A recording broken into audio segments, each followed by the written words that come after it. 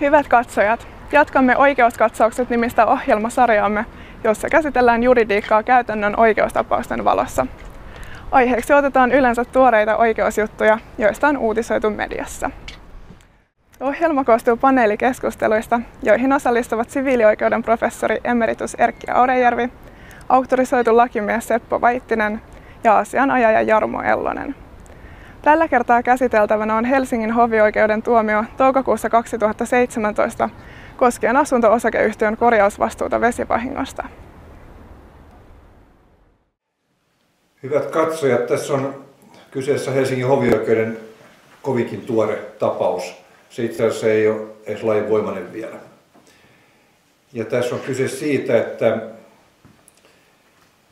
asunto-osakeyhtiön putkitöiden tai korjaustöiden yhteydessä niin on tapahtunut putkivahinko ja siitä on valunut osakkaan hallitsemaan kellaritilaan vettä ja siitä on aiheutunut vahinkoa. Eli lähtökohtahan kuulostaa selkeältä. Mutta kysymys on riidassa ollut siitä, että kelle kuuluu nämä kunnostamiskulut tästä aiheutuneesta vahingosta, vesivahingosta. Kuuluuko ne asunto-osakeyhtiölle vai kuuluuko ne osakkaalle? Vai vakuutusyhtiölle? Vai vakuutusyhtiölle, mutta lähtökohtaisesti vissiin sehän riippuu siitä, oliko vakuutusta. Talollahan usein on. Niin, voisi tietysti kuulua kolmannellekin, mutta tässä tapauksessa nyt on tehty päätöstä siitä, että kuuluuko se asunto-osakeyhtiölle vaikka osakkaalle. No, ensitöikseen asunto-osakeyhtiö on kuivannut tilat, on ryhtynyt heti tarvittaviin toimiin ja sitten on jollain tavalla sovittu, että tämä osakas hoitaa nämä korjaustyöt. Ja myöhemmin sitten ilmeni, että osakkaalla olikin mielessä se, että osakas saattaa nämä tilat parempaan kuntoon kuin ne ovat olleet silloin juuri ennen vahinkoa. On riidetty kahdesta asiasta, siitä, että kelle kuuluu kenen vastuulla ovat nämä korjattavat asiat, niistä aiheutuvat kustannukset. Ja sitten tässä on ollut vielä tietysti rajanvetoa siitä, että millaiseen kuntoon on oikeus asunto-osakeyhtiön kustannuksella teettää, ja vielä sitten on ollut semmoinen saamatta jääneet vuokratulot, niistä on erikseen vielä riidelty. Totta kai, mutta eikö se putkifirma sitten ollut vielä? Miten se vahinko tuli? Se joka tapauksessa oli vahinko aiheutui asunto-osakeyhtiön teettämistä töistä ja vastuu oli asunto-osakeyhtiöllä. Se lähtökohta on se. Joo, yleensähän se vaan, että jos se saa siltä rakentajalta eli putkifirmalta, niin silloin Kyllä. Ja sitten tutkitaan, kenellä on paras vakuutus, niinkö? Niin. No se on elävää elämää, mutta tässä tapauksessa oli selvää se, että kellaritilan vesivahinko oli aiheutunut putkivuodosta, joka on kuulunut asunto-osakeyhtiön kunnossapitovastuulle. Sen jälkeen osakas korjasi tilat ja korjautti tilat parempaan kuntoon, paremmalle tasolle kuin ne olivat olleet juuri ennen vahinkoa. Ja asunto-osakeyhtiö kieltäytyi maksamassa tältä osin kustannuksia. Vetosi siihen, että heidän vastuunsa loppuu siihen ennallistamiseen, eli saman tason saattamiseen kuin missä ne olivat ennen vahinkoa. Tekikö se sitten ilman tilausta ja ilman lupaa sen paremmin? No se on jäänyt epäselväksi, että mitä oli sovittu. Tai oikeastaan siitä osapuolet on ollut yksimielisiä, että on sovittu, että osakas tekee nämä työt. Mutta siitä ei nyt oikein, tai siitä ollaan erimielisiä, että kenen kustannuksella. Se on vähän sama kuin autokorjaamo tekee tilaamattomia töitä. No joo. Kuka maksaa? Siis osakashan saa tehdä hallitsemassaan huoneistossa muutostöitä, mutta omalla kustannuksellaan. Siitä asunto-osakeyhtiö lain 5. luvussa on säädetty, ja pääsääntö on se, että osakkeenomistajalla on oikeus tehdä kustannuksellaan muutoksia osakehuoneistossa. No näiden muutosten täytyy olla yhtiöjärjestyksen mukaisia, eli sen huoneiston käyttötarkoituksen mukaisia. Ja sitten on pitkä litania siihen kuuluvia säännöksiä, mutta se on se lähtökohta. Mutta sitten tässä, kun asunto-osakeyhtiön toimista tai sen tilaamista töistä, kuitenkin se vastuullisista asioista on aiheutunut vahinkoa, niin asunto-osakeyhtiöllä on vastuu, mutta se vastuu ei ole tietenkään rajaton. Asunto-osakeyhtiölain 4 luvun mukaan siinä säädetään yhtiön kunnossapitovastuusta. Niin yhtiö vastaa kunnossapidosta siltä osin, kuin se ei kuulu osakkeenomistajalle. Ja sitten luetellaan kakkosmomentissa, mitä kuuluu yhtiön vastuulle. Ja se on pitkä lista, tavallaan selkeä lista, mutta siihen jätetään rajatapauksia. Yhtiön on pidettävä kunnossa osakehuoneistojen rakenteet ja eristeet. Yhtiö on lisäksi velvollinen pitämään kunnossa lämmitys, sähkö, tiedonsiirto, kaasu, vesi, viemäri, ilmanvaihto ja muut sen kaltaiset perusjärjestelmät, niin kuin laissa sanotaan. Perusjärjestelmät. Putket myös. Kyllä. Täällä oli vesi, viemäri mainittuna. No sitten on tietysti poikkeuksia.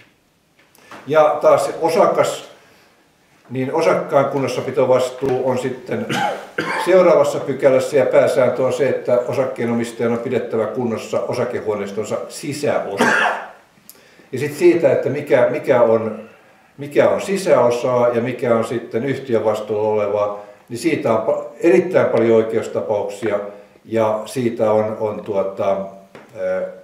kirjallisuudessa paljon kirjoitettu ja tehty selkeitä vastuuja, taulukoita. Niin, taulukoita. Ja siinä on aikamoinen yksimielisyys tuntui vallitsevan, että ihan pikkunippeleitä myöten, että mikä kuuluu yhtiön vastuulle ja kuuluu osakkaan vastuulle. Ne on vielä vahvistaa yhtiökokouksessa, ne taulukotkin vielä sitomiksi. Kyllä.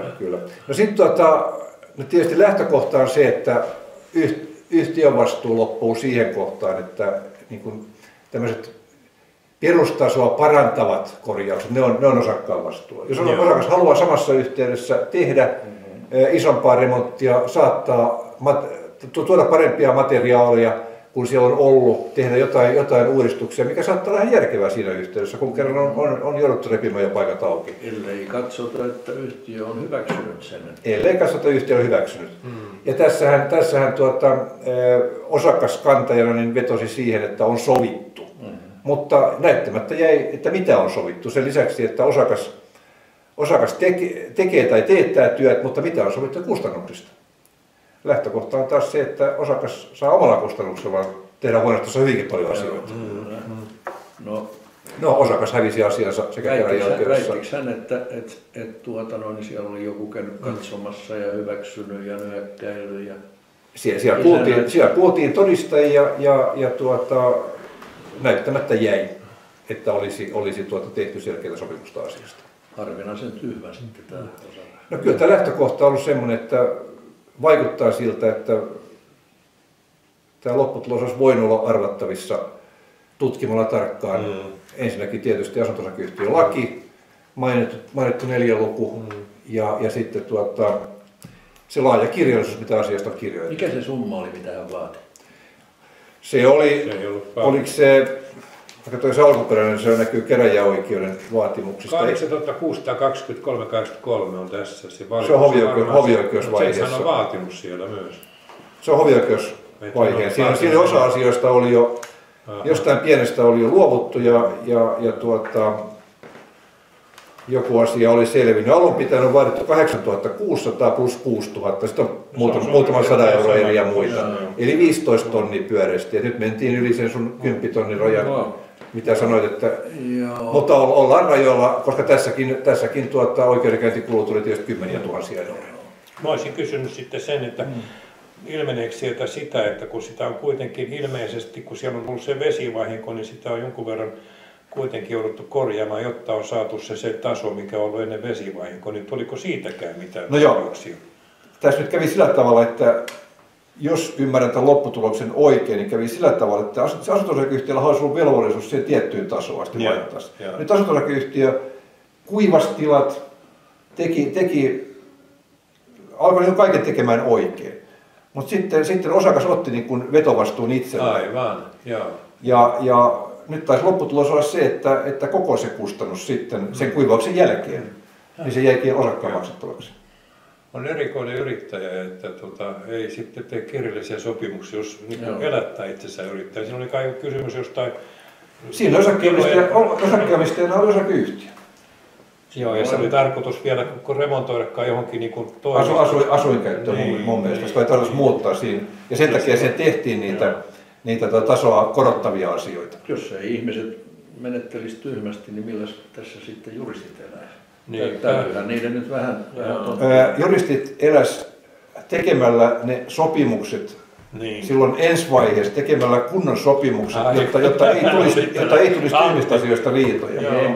Ja taas juristin käyttäminen sen sopimuksen tekemiseen on paljon halvempaa kuin sitten riidellä useassa asteessa. Sähän tiedät, että ei kieltä voi käyttää sillä lailla, etteikö siitä tulisi tulkintariitoja. Juuri näin. Eli mä olen ollut mukana semmoisissa, että on tehty tämmöisen asianajotoimiston ison pöydän ääressä sopimukset. Ja vuoden kuluttua on alettu sitten siitä välimiesriita. Joo, siis siihen törmää vähän väliä, että kohta ruvetaan arpomaan, että mitäköhän on sovittu. Joo. Niin ja tietysti taas katsojalle tiedoksi se, että juristi on erilaisia ja myös erilaista etiikkaa omaavia, että kyllä he mielellään voivat ottaa juttuja, vaikka eivät uskalla sanoa, että miten siinä käy, mutta antavat ymmärtää, että kyllä tämä kannattaa ajaa. Tässä muuten oli semmoinen, anteeksi mä sanon vielä semmoinen sivujuoni ja vaatimus, että kun tämä kuivaus kesti aika pitkään. Se kesti pitkään, mutta se oikeudenpäätösten mukaan se ei ollut osakeyhtiön vastuulla eikä heidän, tai oli heidän vastuulla, mutta se ei ollut heidän syynsä, että se kesti pitkään. Siinä oli erilaisia asioita, mitkä aiheuttivat ajan kulumisen. Koko ajan tehtiin työtä. Niin nyt sitten kun vuokratuloja on kantajan mukaan jäänyt saamatta ja niitä on vaadittu, niin oikeus totesi, että näin ollen kellaritilojen kuivauksen viive ei ole ollut syy-yhteydessä siihen, että osakkaalta on jäänyt saamatta vuokratuloja. Ja perustetta vahingonkorvaukselle ei ole. Ja oliko se firman pitänyt sanoa, että jos ette heti korjaa tätä, niin he tulee vaatimaan korvausta samaten? No ja mä oon samaa mieltä, että kyllä syy-yhteys on voinut olla, mutta sitten jostain se on pantu poikki. Joo, se nyt on kyllä hyvin ennalta arvattava, että jos vesivahingon takia ei voi käyttää huoneistoa, niin kyllähän siinä jää vuokratulot tuolla.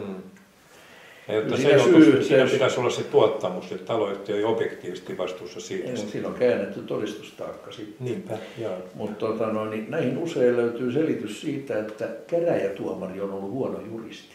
Siellä se vika on paljon useammin kuin siinä näissä asianajajissa. Aha. No tässä tapauksessa ensiheulusta. Tässä tapauksessa varmaan yleisötasolla tuntuu ihan hyvältä toivottavasti. Hyvät katsojat, tällainen oli tämän päivän oikeustapaus. Katsojat voivat pohtia, minkä tuomion he olisivat antaneet.